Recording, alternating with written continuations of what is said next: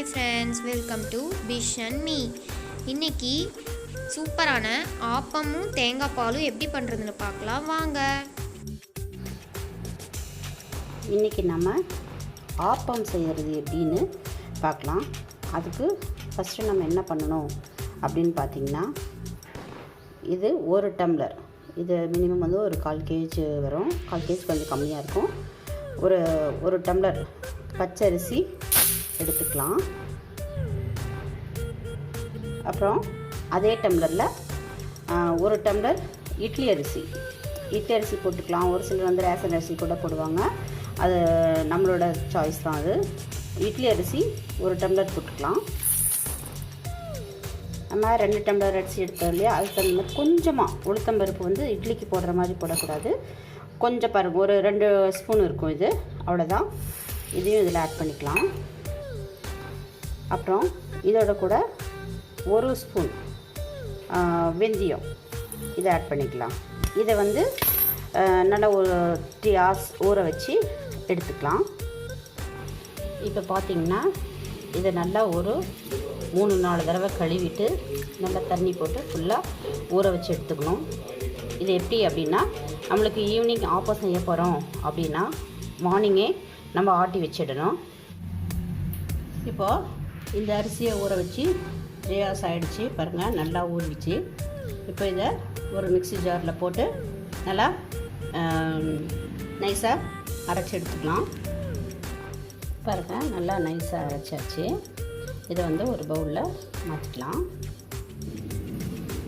இதை second batch rice இருந்தது இல்லையா, அதையும் ஆட்டிகிட்டு வந்தாச்சு. ஆப்பம் வந்து நமக்கு நல்லா சாஃப்டாக சூப்பராக கிடைக்க கொஞ்சம் ரைஸ் நம்ம வேக வச்சுருக்கோம்ல சாதம், அதை வந்து கொஞ்சம் இதில் போட்டு கிரைண்ட் பண்ணலாம். பாருங்கள், கொஞ்சமாக போட்டால் போதும். ஒரு இவ்வளோ சாதம் போட்டிங்கன்னா போதும். சாதம் இல்லை அப்படிங்கிறவங்க என்ன பண்ணனா அவுள் சேர்த்துக்கலாம். நம்ம அவ்வளோ சேர்த்து அரைச்சிக்கலாம். இதோட கூட என்ன பண்ணோம் அப்படின்னா, ஒரு கை தேங்காய் பாருங்க, ஒரு கைப்பிடி அளவு தேங்காவை, துருவின தேங்காவை நம்ம இதில் சேர்த்து நல்லா நைஸாக கிரைண்ட் பண்ணிக்கலாம். இப்போது அந்த சாதம், தேங்காய் இதெல்லாம் போட்டு பாருங்கள், நல்லா அரைச்சாச்சு. இதையும் நம்ம ஃபஸ்ட்டில் ஆட்டணும் இல்லையா, அதையும் எல்லாம் சேர்த்து நல்லா கலந்து நம்ம வச்சுக்குவோம். இந்த ஜாரில் கொஞ்சம் மாவு இருக்கும் இல்லையா, அதை வந்து நல்லா தண்ணி ஊற்றி நல்லா அலசி இந்த மாவுலேயே ஊற்றிட்டு நம்ம நல்லா இதை கையில் எக்காரணம் கொண்டும் உப்பு இப்போ சேர்த்துறாதுங்க. கையிலே நல்லா மாவை வந்து நம்ம கலந்து வச்சுருவோம். நம்ம இது பாருங்கள், இந்தளவுக்கு நல்லா உப்பி வந்திருக்கு. இப்போ இதோட கூட நம்ம ஆப்ப சோடான்னு சொல்லுவாங்க இல்லைங்களா, அது கொஞ்சம் ஆட் பண்ணிக்கலாம்.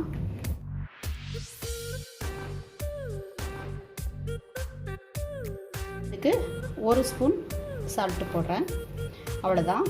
இது வந்து தோசை மாவை விட கொஞ்சம் தண்ணியாக இருக்கணும். ஸோ இதில் நம்மளுக்கு கொஞ்சம் தண்ணி ஆட் பண்ணிக்கலாம். இதை ஆட் பண்ணிவிட்டு இதை கலந்து பார்த்துக்கணும். பாருங்கள், இந்த மாதிரி இருக்கணும். இந்த பதத்தில் இருந்தால் தான் ஆப்பம் வந்து சூப்பராக இருக்கும்.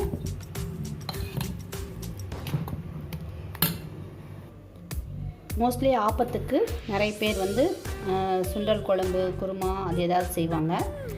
ஆனால் தேங்காய் பால் போட்டு இது சாப்பிடும்போது சூப்பராக இருக்கும். நான் இன்றைக்கி தேங்காய் பால் தான் செய்ய போகிறேன். 2 பேருக்கு உண்டான அளவு தேங்காய் பால். அதுக்கு ஒரு அரை மூடி தேங்காவை நான் திருவி வச்சுருக்கேன். அதில் ஒரு மிக்ஸி ஜாரில் போட்டு நல்லா ஒரே ஒரு தடவை, 2 டைம்ஸ் வேண்டாம், ஒன்ஸ் வந்து நம்ம நல்லா கிரைண்ட் பண்ணி அந்த பாலை எடுத்துகிட்டு வந்துக்கலாம். தேங்காயை, அரை மூடி தேங்காயை நல்லா கொஞ்சம் தண்ணி ஊற்றி ஆட்டிட்டு வந்தாச்சு. இது 2 பேருக்கு போதுமான அளவு. நம்ம இதில் ஒயிட் சுகரை ஆட் பண்ணிக்கலாம். வேணும்னா உங்களுக்கு நாட்டு சக்கரை வேணும்னாலும் ஆட் பண்ணிக்கோங்க. இன்னொன்று, நீங்கள் தேங்காய் ஆட்டும் போதே ஏலக்காய் ஸ்மெல் பிடிக்கும் அப்படின்னா ஏலக்காவையும் 1 ஏலக்காய் இல்லை 2 ஏலக்காய் போட்டு உங்களுக்கு எவ்வளோ வேணுமோ அவ்வளோ போட்டு ஆட்டிக்குங்க. இதை வந்து பால் கூடயே சேர்த்து கூட சுகரை ஆட் பண்ணியிருக்கலாம். இப்படியும் பண்ணலாம். நம்மளுக்கு நாட்டு சக்கரை வேணும்னாலும் சரி, ஒயிட் சுகர் வேணும்னாலும் சரி, நம்மளுக்கு ஸ்வீட்னஸ்க்கு தகுந்த மாதிரி ஆட் பண்ணிக்கோங்க.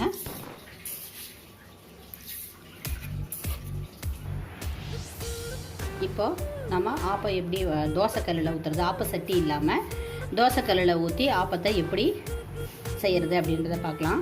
இப்படி இன்னும் வேணும்னா கூட தண்ணியாக கூட ஊற்றிக்கணும். கொஞ்சம் எடுத்துட்டு இப்படி ஓட்ட ஓட்டையாக இருக்கிற மாதிரி எடுத்துட்டு அவ்வளோதான். இதை வந்து அடுப்பை கொஞ்சம் நார்மலாக சிம்லேயே வச்சுக்கோங்க. வச்சுட்டு மேலே கொஞ்சம் ஆயில் ஆட் பண்ணிக்கலாம். சரிங்களா? ஆயில் ஆட் பண்ணிவிட்டு இதை வந்து திருப்பி போடக்கூடாது. ஆப்பங்கிறது இப்படி ஓட்ட ஓட்டையாக இந்த மாதிரி கேப்போடு இருக்கணும். இதை ஒரு மூடி போட்டு அடுப்பை சிம்மில் வச்சு நம்ம அப்படியே வேக வைக்க போகிறோம். ஒரு 5 நிமிஷம் அப்படியே சிம்மில் வேகட்டும். 5 நிமிஷம் கழிச்சு பார்க்கலாம். இப்போ நம்ம ஆப்பம் ஊற்றி ஒரு 5 மினிட்ஸ் ஆச்சு. இப்போ ஓப்பன் பண்ணி பார்க்கலாம். பாருங்கள், இவ்வளோ அழகாக கிறிஸ்பியாக ஓரத்துலலாம் பாருங்கள், உள்ளேயும் வெந்திருக்கு, இங்கே ஓரத்துலேயும் பாருங்கள். அவ்வளோதான். நமக்கு ஆப்போசிட் இல்லாமலே தோசைக்கல்லில் எப்படி சூப்பராக ஒரு ஆப்பம் ரெடி பண்ணலாம் அப்படிங்கிறத நம்ம தெரிஞ்சுக்கிட்டோம். கண்டிப்பாக ட்ரை பண்ணி பாருங்கள். இப்போ நமக்கு இந்த ஆப்பம் தேங்காய் பாலோட சாப்பிட்றதுக்கு ரெடி ஆகிடுச்சு. பாருங்கள் எப்படி இருக்குது பாருங்கள் பின்னாடியெல்லாம்.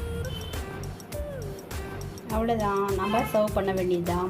ஆப்பம் வித்து உடம்புக்கு நல்ல குளிர்ச்சியை தரக்கூடிய சூப்பரான சுவையான தேங்காய் பாலோட ஆப்பம் ரெடி ஆகிடுச்சு.